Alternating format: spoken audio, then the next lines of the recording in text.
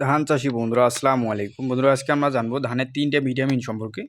এই 3টি ভিটামিন যদি আপনারা ধান খেতে নিয়ম অনুযায়ী প্রয়োগ করতে পারেন তাহলে কিন্তু ধানের ফলন আপনারা দ্বিগুণ করতে পারেন, পাশাপাশি আপনার ধানের যে গাছের রোগবালাই দেয় সেটা দূর করতে পারবেন।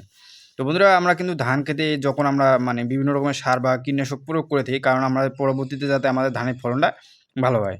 কিন্তু অনেক সময় দেখা যায় যে আমাদের জমিতে ধানের ফলনটা আশানুরূপ হয় না। কিন্তু এর যে প্রধান সমস্যা সেটা হচ্ছে আমাদের জমিতে পর্যাপ্ত খাদ্যের অভাব বা পর্যাপ্ত ভিটামিনের অভাব। তো এর জন্য আজকে আমরা যে 3টি ভিটামিনের নাম জানবো।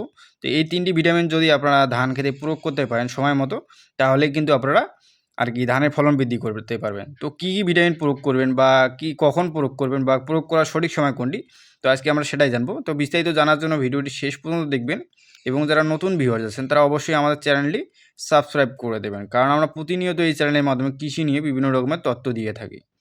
তো বন্ধুরা আজকে আমরা যে ভিটামিনগুলো বলবো সেই ভিটামিনগুলো যদি আমরা প্রয়োগ করার সঠিক সময় হচ্ছে আপনাদের যখন জমিতে দেখবেন যে ধান বের হচ্ছে বা বের হওয়ার সময় কাজস্থর চলে আসছে, তার সাথে সাথে আপনারা প্রয়োগ করে দেবেন। কারণ এই সময় আপনারা যদি ভিটামিনটা প্রয়োগ করেন তাহলে হবে কি আপনার ধানের যে পরিপূর্ণ খাদ্যের প্রয়োজন, উপযোগী যতটুকু খাদ্যের প্রয়োজন ততটুকু পেয়ে যাবে আপনার গাছগুলো।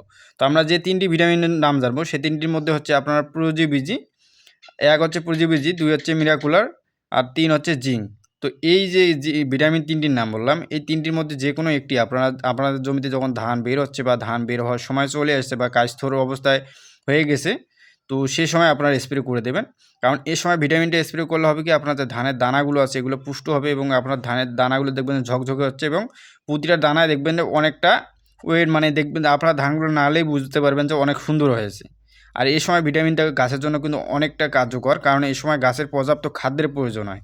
আর এই সময় যদি আপনার গাছকে খাদ্য দেন দেখবেন যে আপনার গাছগুলো দ্রুত সবল হয়ে যাচ্ছে এবং আপনার শীষগুলো সব শীষ দ্রুত একসাথে বের হচ্ছে এবং সব শীষ সমানভাবে বের হওয়ার ফলে আপনার যে ধানের যে আপনার সৌন্দর্যটা আপনার জমিতে গেলে দেখতে পাবেন যে আপনার জমিটা পুরো জমিটা সব শীষ একসাথে বের হচ্ছে। তার কারণ হচ্ছে আপনার জমিটাতে পর্যাপ্ত খাদ্য প্রয়োগ করা হয়েছে এবং খাদ্যটা খাওয়ার কারণে গাছটা দ্রুত সেই শীষটাকে বের করে দিচ্ছে। যেহেতু গাছগুলো এইরকম অবস্থায় গর্ভাবস্থায় আছে, এই সময় যতটুকু আপনার ভিটামিন প্রয়োগ করবেন ততটুকুই কিন্তু আপনার কাজে লাগবে।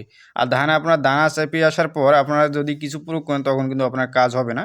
যেহেতু ধানে বের হচ্ছে এই সময় আপনারা এই যে ভিটামিন যে কোনো একটি প্রয়োগ করে দেবেন। তো ভিটামিনটি প্রয়োগ করার সঠিক সময় আপনাদের হচ্ছে আপনারা সবসময় বিকালবেলা প্রয়োগ করার চেষ্টা করবেন। আর এই যে 3টি ভিটামিন আবারও বলতেছি, প্রোজিবিজি, মিরাকুলার এবং জিঙ্ক, এই 3টির মধ্যে যে কোনো একটি ভিটামিন আপনারা আপনাদের ধান খেতে যখন আপনাদের ধান কাজস্থর অবস্থায় বা ধান বের হচ্ছে 2-1টা করে তখন প্রয়োগ করে দেবেন। তাহলে আপনার দানাগুলো পুষ্ট হবে এবং পাশাপাশি আপনার দানাগুলো দেখবেন চকচকে হচ্ছে এবং পাশাপাশি আপনার গাছগুলো একদম সুস্থ সবল গাছ থাকবে।